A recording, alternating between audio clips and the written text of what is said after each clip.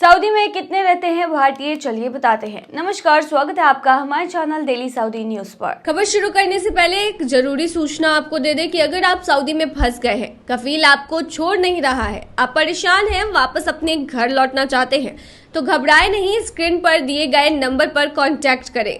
इनका नाम अहमद अली है। ये आपको कानूनी प्रक्रियाओं के तहत महज 3 से 4 दिन के अंदर ही खरूज लगाकर सऊदी से फाइनल एग्जिट कराकर आपको सही सलामत अपने देश पहुंचा देंगे। सऊदी अरब में भारतीय मजदूरों की तादाद लगातार बढ़ रही है। 2023 और 24 में अब वहां रह रहे भारतीयों की संख्या 2.65 मिलियन यानी कि लगभग 26,50,000 के पार पहुंच गई है।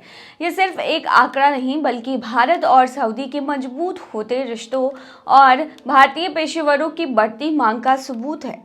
तेल के बादशाहत वाले इस मुल्क में अब भारतीय हाथों से गगनचुंबी इमारतें खड़ी हो रही हैं। हाईटेक कंपनियां फल फूल रही हैं और हर सेक्टर में भारतीय मजदूरों और पेशेवरों की भागीदारी बढ़ रही है। सऊदी हुकूमत के विजन 2030 के तहत देश की अर्थव्यवस्था को तेल से अलग नए सेक्टर्स में विस्तार दिया जा रहा है। Construction, infrastructure, telecom, IT, health care और ग्रीन एनर्जी जैसे क्षेत्रों में कुशल कामगारों की मांग बढ़ी है। इसी वजह से भारत में बड़ी तादाद में लोग रोजगार की तलाश में सऊदी पहुंच रहे हैं।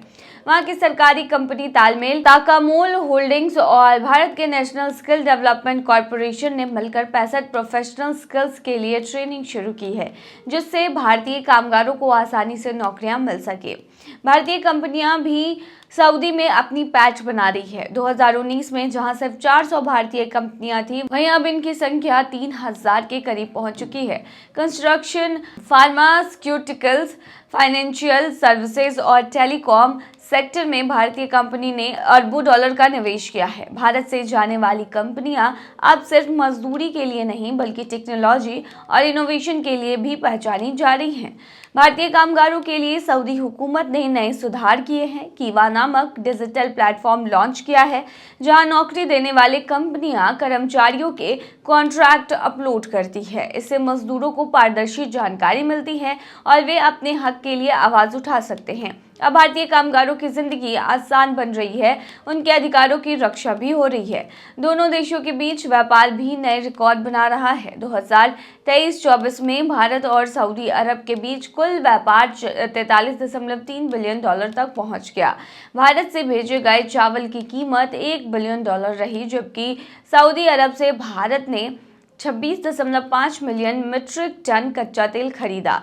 इसके अलावा खाद्य उर्वरक सप्लाई में भी सऊदी भारत का सबसे बड़ा साझेदार बना हुआ है। सऊदी अरब में भारतीय समुदाय अब सिर्फ मजदूरी नहीं बल्कि बिजनेस पार्टनर, इंजीनियर, डॉक्टर और टेक्नोलॉजी एक्सपर्ट्स बनकर उभर रहा है। आने वाले सालों में इनकी तादाद और बढ़ने की पूरी उम्मीद है। फिलिस्तीन बनने तक इजराइल से नहीं रखेंगे कोई संबंध, सऊदी अरब ने ट्रंप सरकार को दे दिया है झटका। सऊदी अरब ने डोनाल्ड ट्रंप और इजराइल को झटका देते हुए कहा कि जब तक फिलिस्तीन देश नहीं बन जाता है तब तक इजराइल के साथ कोई कूटनीतिक संबंध नहीं बनाएंगे। सऊदी अरब ने कहा कि वे फिलिस्तीन की अलग देश के रूप में मांग से पीछे नहीं हटेंगे। सऊदी अरब का यह बयान एक ऐसे वक्त सामने आया जब मंगलवार को ही अमेरिकी राष्ट्रपति डोनाल्ड ट्रंप ने कहा कि वे चाहते हैं कि अमेरिका गाजा पर नियंत्रण रखे और गाजा से विस्थापित लोगों को गाजा के बाहर बसाया जाए। सऊदी अरब के विदेश मंत्रालय ने बुधवार को एक बयान जारी किया। सोशल मीडिया पर साझा इस बयान में कहा गया है कि सऊदी अरब का विदेश मंत्रालय ये स्पष्ट करता है कि फिलिस्तीन देश बनाने को लेकर हमारा विचार दृढ़ है और ये बदलने वाला नहीं है। युवराज और प्रधानमंत्री मोहम्मद बिन सलमान ने 18 सितंबर 2024 को शूरा काउंसिल के पहले सत्र में भी स्पष्ट और दृढ़ तौर पर फिलिस्तीन को अलग देश बनाने का समर्थन किया था। युवराज ने जोर देकर कहा था कि वह फिलिस्तीन को अलग देश बनाने का समर्थन जारी रखेंगे और पूर्वी यरूशलेम उसकी राजधानी होनी चाहिए। जब तक कि ये नहीं होता तब तक इजराइल के साथ कोई कूटनीतिक संबंध स्थापित नहीं किए जाएंगे। सऊदी अरब के विदेश मंत्रालय ने आगे कहा कि सऊदी अरब फिलिस्तीन के लोगों के अधिकारों को किसी भी तरह से खारिज करने का विरोध करता है, फिर चाहे वो पुनर्वास संबंधी नीतियां हो, जमीन पर कब्जा हो या फिर फिलिस्तीन के लोगों को उनकी जमीन से विस्थापित करने की कोशिश के जरिए हो।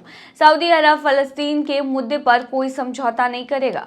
सऊदी अरब का यह बयान ऐसे वक्त आया जब मंगलवार को ही अमेरिका के राष्ट्रपति डोनाल्ड ट्रंप ने इजरायली पीएम बेंजामिन नेतन्याहू के साथ व्हाइट हाउस में एक संयुक्त प्रेस वार्ता के दौरान कहा था कि वे चाहते हैं कि गाजा पर अमेरिका का स्वामित्व रहे और गाजा में पुनर्निर्माण का काम अमेरिका करे। उन्होंने कहा कि गाजा में जर्जर इमारतों को तबाह कर और मलबा हटाकर वहां पुनर्निर्माण का काम अमेरिका करे और वहां आर्थिक विकास किया जाए, जिससे लोगों को रोजगार, अच्छा घर मिले। ट्रंप ने यह भी कहा कि गाजा से विस्थापित हुए लोगों को गाजा के बाहर बसाया जाए। इजरायली पीएम बेंजामिन नेतन्याहू ने भी ट्रंप के इस सुझाव की तारीफ की और कहा कि अगर ऐसा हुआ तो इससे इतिहास बदल जाएगा। हालांकि सऊदी अरब ने यह क्लियर कर दिया है कि बिना फलस्तीन देश बनाए वो इजराइल के साथ कोई भी संबंध नहीं रखेंगे। अब देखते हैं कि आगे क्या होता है। तो ये तमाम जानकारी बने रही, ऐसी तमाम खबरों के लिए डेली सऊदी न्यूज़ पर।